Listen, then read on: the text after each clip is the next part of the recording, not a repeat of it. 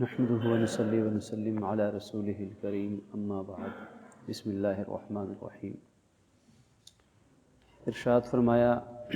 من کان فی حاجت اخیہ کان اللہ فی حاجتہ، کہ جو شخص اپنے کسی بھائی کی، کسی انسان کی ضرورت پوری کرتا رہتا ہے، دوسروں کی ضروریات پوری کرنے میں لگا رہتا ہے، تو اللہ رب العزت اپنی رحمت سے اس کی دنیا اور آخرت کی ضروریات کو پورا کرتا رہتا ہے۔ اور ایک اور مقام پہ اسی روایت میں، بعض روایات میں ملتا ہے، فرمایا کہ جو شخص کسی انسان سے دنیا کی کوئی مشکل دور کرتا ہے، اس کی مدد کرتا ہے اور دنیا کی مشکلات میں سے کوئی مشکل دور کرتا ہے، تو اللہ رب العزت بڑا قدردان ہے، تو وہ آخرت کی مشکلات میں سے مشکل کو اس شخص سے دور فرما دیتا ہے۔ اب اس روایت مبارکہ میں اللہ تعالیٰ سے اپنی ضروریات، اپنی حاجات، اپنے مقاصد زندگی، اپنے معاملات کو حل کروانے کا بڑا آسان طریقہ، بہت آسان طریقہ بتایا گیا ہے، اور وہ طریقہ یہ ہے کہ اوروں کی مدد کرتے رہنا، یہ سوچنا کہ میرے وجود سے، میری صلاحیت سے، میرے اسباب و وسائل سے میں کس کس کی کیا کیا مدد کر سکتا ہوں، یہ سوچ رکھنا۔ جب انسان کی یہ سوچ ہوگی تو پھر اللہ اس کو توفیق بھی دے دے گا۔ اگر سوچ الٹ ہوئی کہ نہیں بس میرا ہی فائدہ ہو، میرا ہی نفع ہو، مفاد پرستانہ سوچ، تو پھر ایسے شخص کو نہ توفیق ملتی ہے، نہ راستے نظر آتے ہیں۔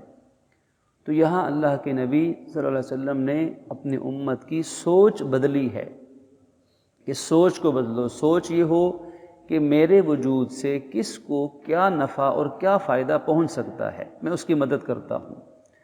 اور پھر اس میں کسی کی مشکل کو دور کرنا، مشکلات میں اوروں کے کام آنا، اور اس میں محض اللہ کی رضا کے لیے، کوئی ذاتی مفاد بیچ میں موجود نہ ہو، اللہ کی رضا کے لیے۔ آخرت کی، قبر کی مشکل گھاٹیاں ہر ایک پر آنے والی ہیں،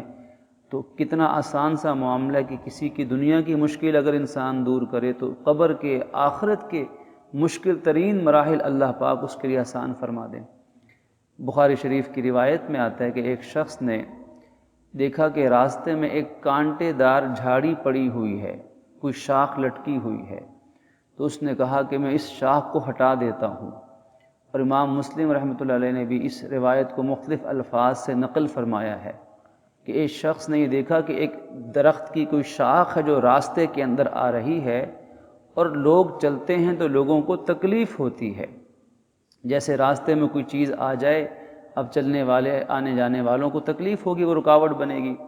تو اس شخص نے دل میں سوچا کہ میں کیوں نہ اس شاخ کو، اس کانٹے دار جھاڑی کو میں راستے سے ہٹا دوں۔ اس نے دل میں سوچا، دل میں خیال پیدا ہوا، اس نے عزم کر لیا اور کہا کہ میں اب ضرور اس کو راستے سے ہٹا کر چھوڑوں گا۔ پھر وہ شخص گیا اور اس نے اس کو، شاخ کو کاٹا یا اٹھایا اور راستے سے ایک طرف کر دیا، اور خوشی سے فشکر اللہ کا شکر ادا کیا۔ اس شخص نے خوشی کا اظہار کیا کہ اللہ نے مجھ سے یہ کام لے لیا۔ اب یہ کتنی دیر کا عمل ہوگا، میں اور آپ اندازہ لگائیں، 5 منٹ 10 منٹ لگے ہوں گے بہت سے بہت۔ دونوں حدیث کے بڑے امام بخاری بھی، امام مسلم دونوں روایت نقل کرتے ہیں کہ اللہ نے اس عمل پہ خوش ہو کر اس شخص کے لیے جنت کو واجب کر دیا، اتنی سی بات پر۔ اب یہ راستوں کو صاف رکھنا، اوروں کو تکلیف سے بچانا، اوروں کو راحت پہنچانا، اوروں کی مدد کرنا، یہ ہمارے دین کا خلاصہ ہے، ہمارے دین کا لب لباب ہے، ہمارے دین کا سب سے بڑا سبق ہے۔ اللہ رب العزت ہمیں عمل کی توفیق عطا فرمائے۔